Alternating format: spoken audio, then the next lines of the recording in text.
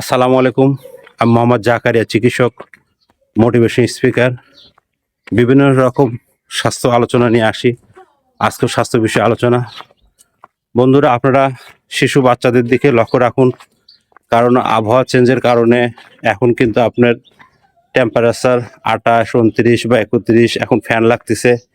এতদিন আমরা কিন্তু আরামের মধ্যে ছিলাম। দূষিত টক্সিন বের হওয়া দরকার। আপনারা যে সমস্ত কফ, এগুলো আপনারা বন্ধ করার চেষ্টা করবেন না, এবং শিশুদের প্রতি খেয়াল রাখুন, তাদের ভালোবাসুন, তাদের তো অবশ্যই ভালোবাসবেন, এবং কোনোভাবে কফ বন্ধ করবেন না।